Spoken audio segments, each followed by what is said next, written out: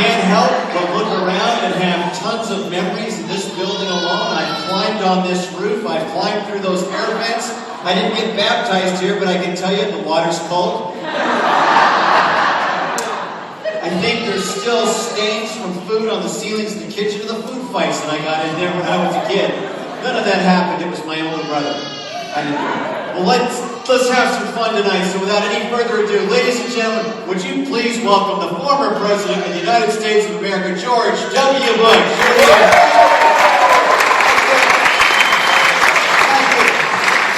Thank you very much. Yeah.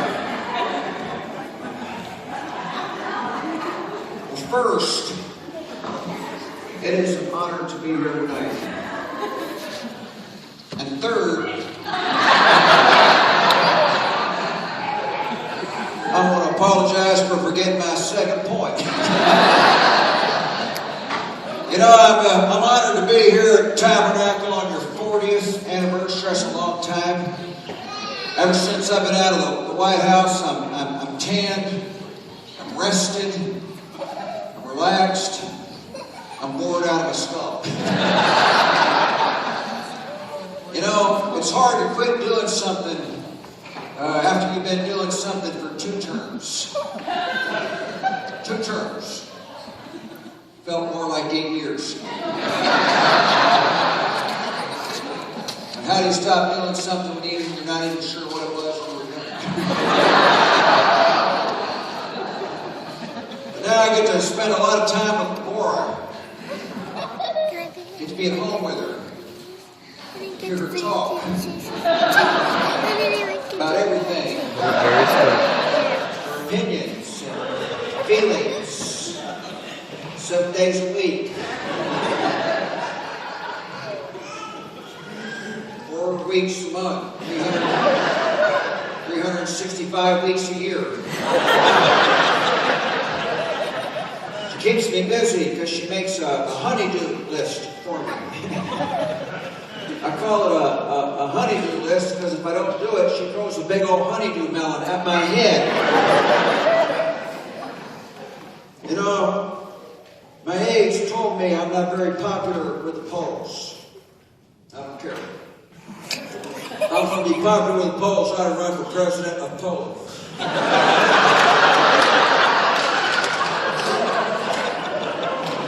Did he really participate in the office? A lot of folks ask, what advice would you give to President Obama? I give him the same advice my dad gave to me.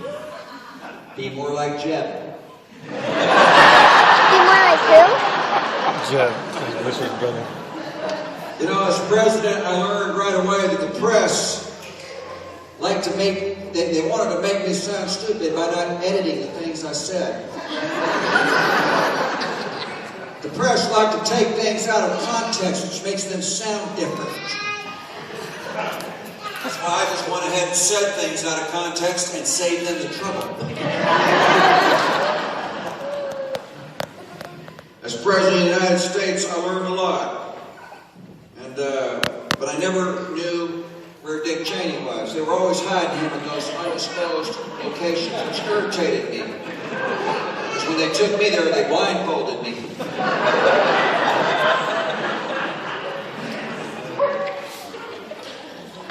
I never knew where Dick was. There were days I would sit in the Oval Office and just walk out in the hallway and yell, "Marco!"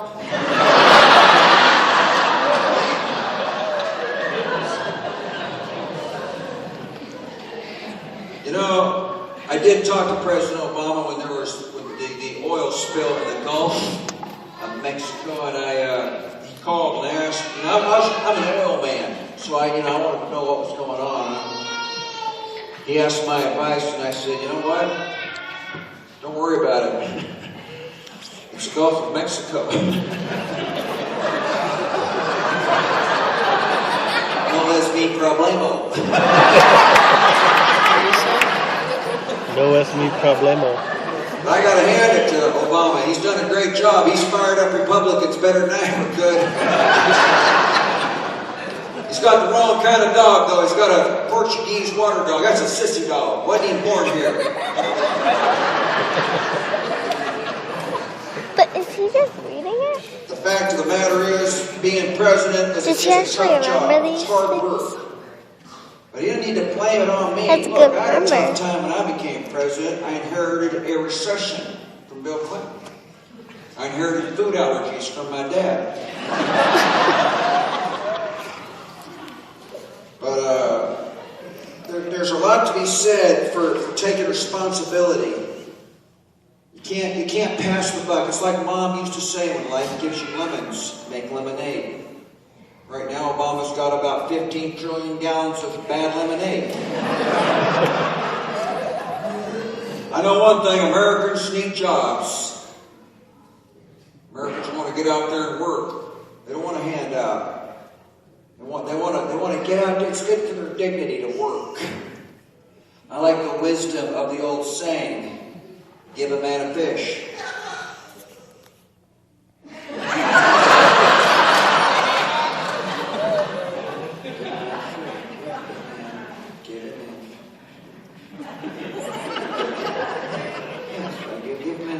Give a man a fish. Shame on you. Shame on you. Shame on you. Teach a man to fish, and he'll play knick-knack on your shoe.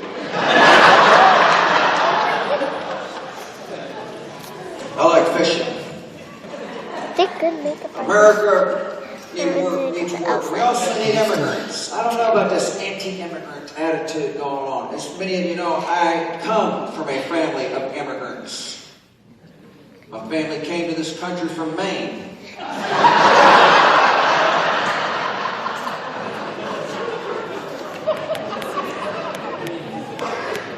Heard of maniacs? That's us.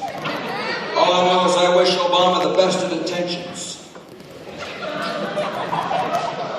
And I'm proud of the work I did as president. I'm the one who abolished the marriage penalty. Marriage penalty is wrong. Oh, yeah, Ain't marriage penalty enough. I'm the one who told Congress to increase funding for Medicare so that we would have Medicare coverage for all of our seniors and senioritas. You gonna hold it? What's senioritas? Older citizens face the highest risk of death in this country. Where's my station? Oh, that's tough. Seniors die every day. How rude. As President of the United States, I was pro-life and will continue to be. I believe life begins at contraception.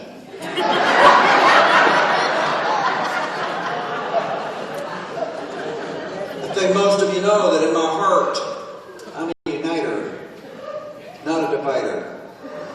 Seriously, I can't divide. Did you say seriously I can't fight? You can't divide. But everything changed on September 11, 2001. We got attacked by terrorists. I'm the one that got on the phone and told Secretary of Defense Donald Rumpelstiltskins customize some missiles, build some big old honking suckers, put some Texas Longhorns on the end of that baby, throw a saddle on there, I'll just ride on over there.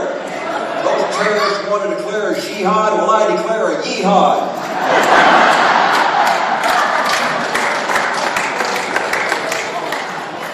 We made the world a safer place the day we took Saddam Hussein out of power, and I knew we'd catch that sucker. I knew we'd catch him the day we got his two sons, Uzu and Quasar.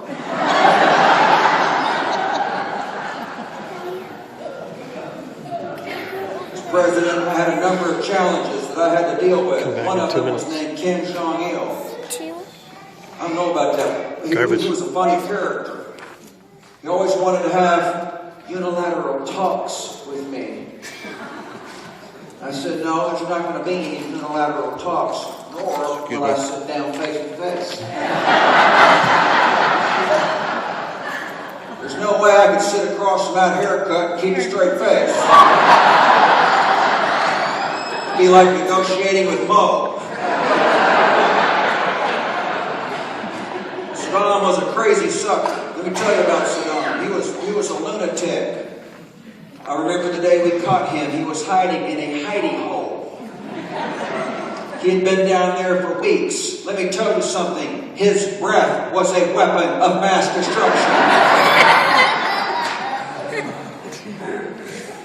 I didn't want to be a war president.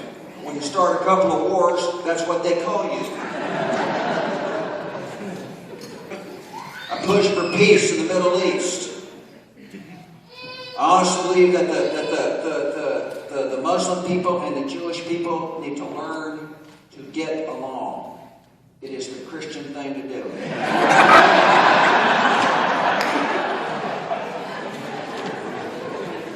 But I'm an optimist. I'm not pessimistic.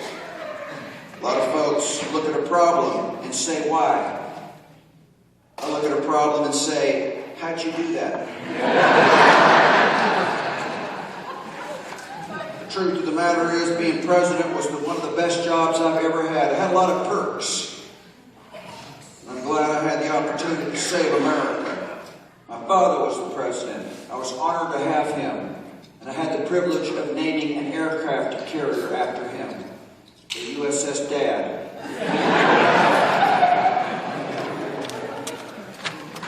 America's always had great leaders, great presidents like Samuel Adams,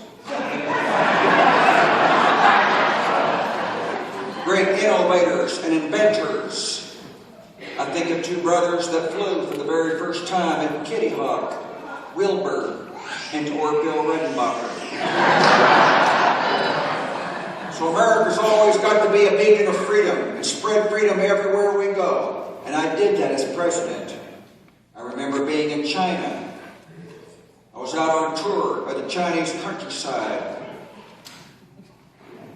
And I saw my opportunity to spread freedom right there among the rolling hills for as far as the eye could see. And I turned to the Chinese president and I said to him, Mr. Chinese President, tear down this wall.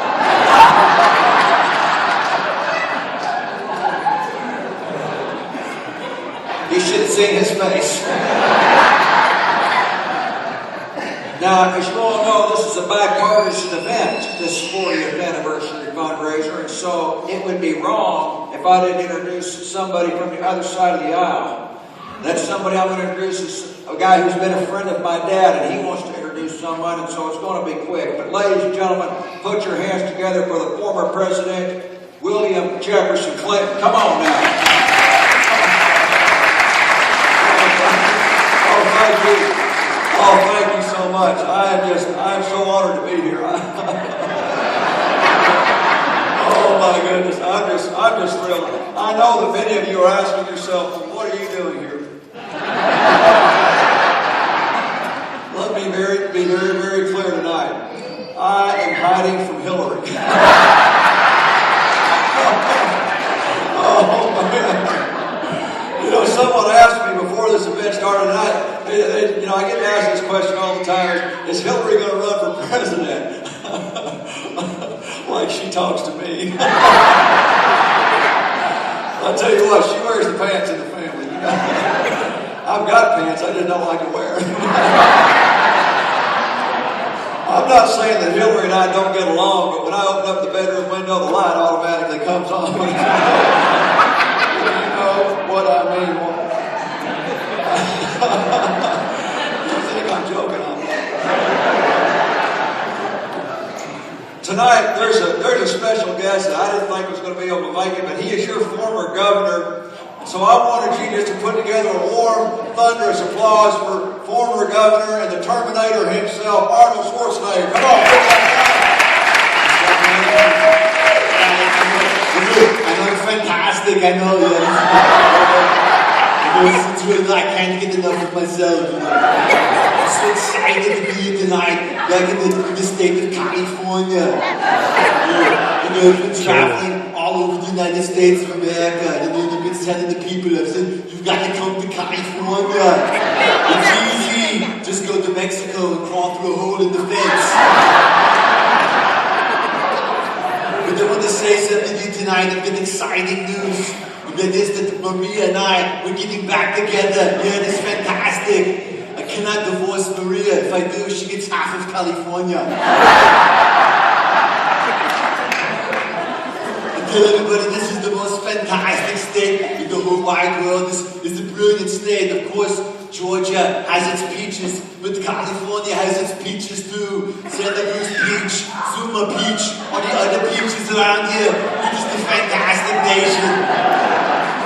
I'm going to tell you how excited I am tonight because I get the privilege of introducing the President of the United States of America. I'm just so excited. You know, my wife Maria just loves the President and I think he's so, but it's okay.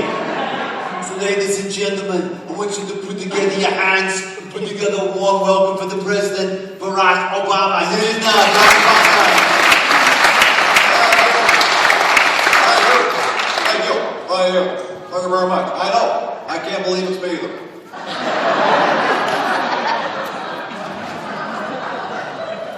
I'm so excited to be here tonight.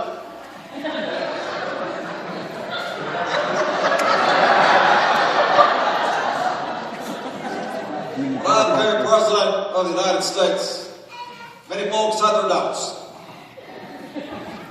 Said I was too young. Younger men than I have done great things. Bill Clinton, John F. Kennedy, that kid in the movie Pay It Forward. I may be young, but take heart, America. I am the first president to reach level 9 on Grand Theft Auto.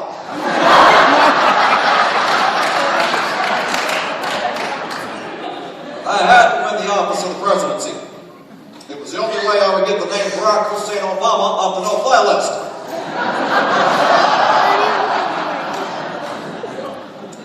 Since becoming president, it's been very difficult. I have faced 2 wars, a global economic meltdown, the swine flu, pirates, the worst oil spill in history, and living with my mother-in-law. All of this while I supposedly quit smoking. I don't understand why JFK can have an affair with Marilyn Monroe, but I can't talk a fatty in the Rose Garden.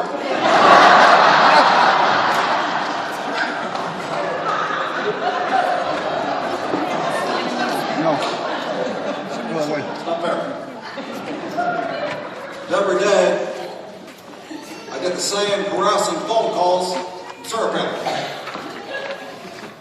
She leaves the same message on my voicemail day after day after day. Bama, bama, bama, banana, banana, bama.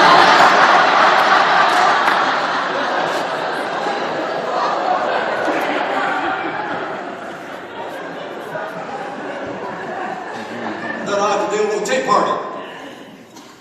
The Tea Party is a tough call. How do you tell someone dressed up like Benjamin Franklin to go fly a kite?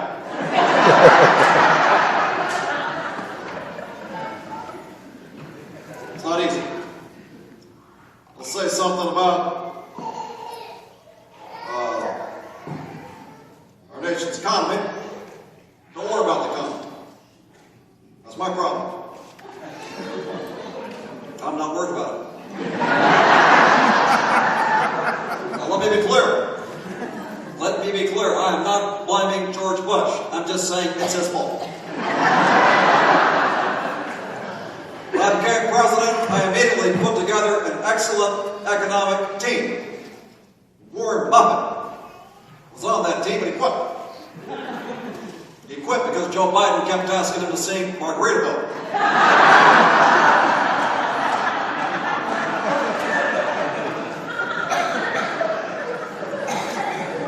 Our economy is so bad, I had to put this economy into words that ordinary Americans would understand. I told them, dudes, no tengo dinero. But I'm here tonight to reaffirm that I am running for the office of President of the United States of America. And for good reason. A man would have to be crazy to give up a job in this economy.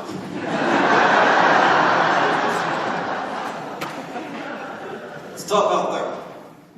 I think of one woman, I met 9. A little old woman who lived in a shoe. many children, didn't know what to do. She got a bad deal on a refinance and was forced to move into a large flip-flop.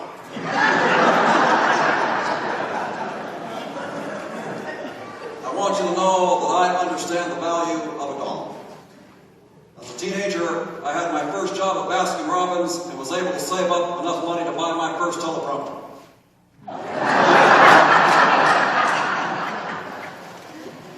One of the first things I had to do as president was the bailouts. I hated the bailouts. You hated the bailouts. We all hated the bailouts. They were about as popular as a root canal during a colonoscopy.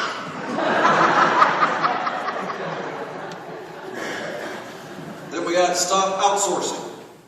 I told these companies, stop outsourcing our jobs overseas. You need to stay here and go bankrupt with the rest of us. If you have any questions about my policy on outsourcing, call my office between 2 a.m. and 7 a.m. and talk to Rashid.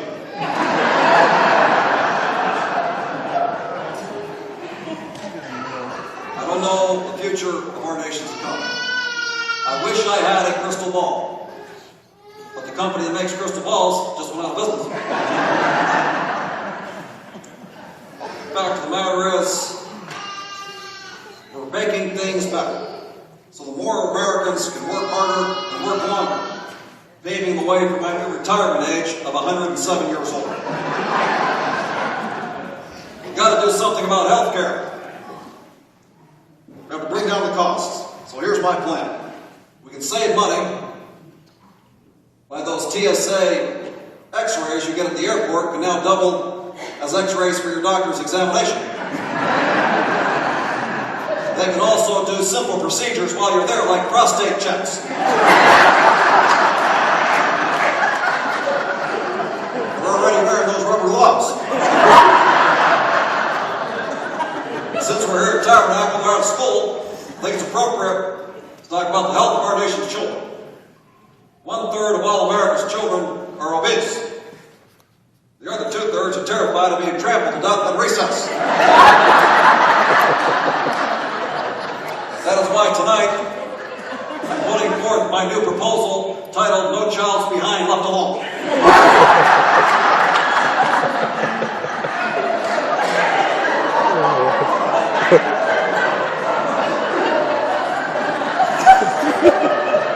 I know a lot of you tonight, many of you have questions about my health care policy. Questions like, how can we impeach you? Let's talk about this nation's health. I'm talking about the health of our infrastructure. We must rebuild this nation's roads and our bridges so the American people will have a place to live under.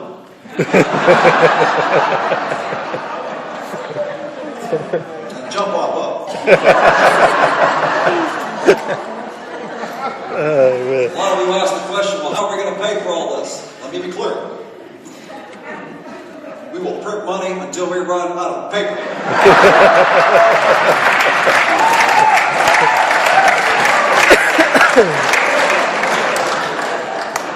I realize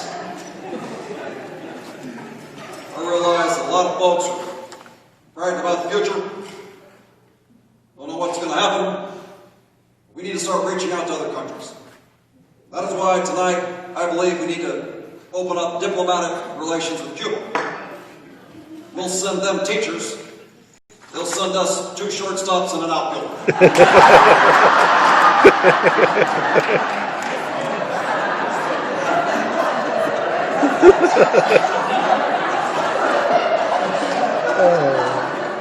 Now let me just say briefly a word about the nuclear policy in Iran. So many of you are concerned. Some of you may know the Iranian leader sent me a threatening letter.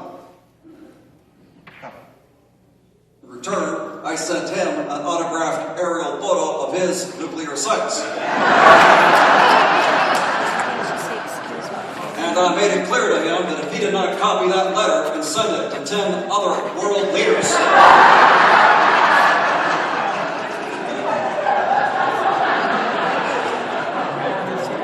he would have very bad luck. Yes. Look, folks, let's take Yeah, heart. me too. Everybody's talking about how all these other countries are better than us. Like, China just built the world's fastest supercomputer. That's great. But did they invent the ShamWow? George Foreman grill? Are those stairs that help your fat dog get up on your bed at night? Oh.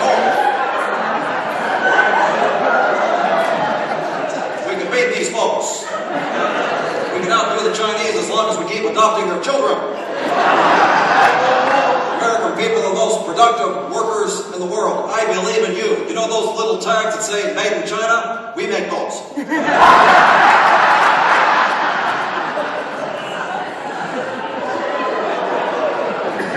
I want to restore bipartisanship in Washington, D.C. I want to bridge the gap between the Democrats' minimum wage proposal of $107 an hour and the Republican proposal of bread and water. Let me just say in closing, I realize tonight that fancy speeches alone will not solve all our problems, nor will vodka. But just the right mixture of the two will go a long way. God bless you all. God bless you all.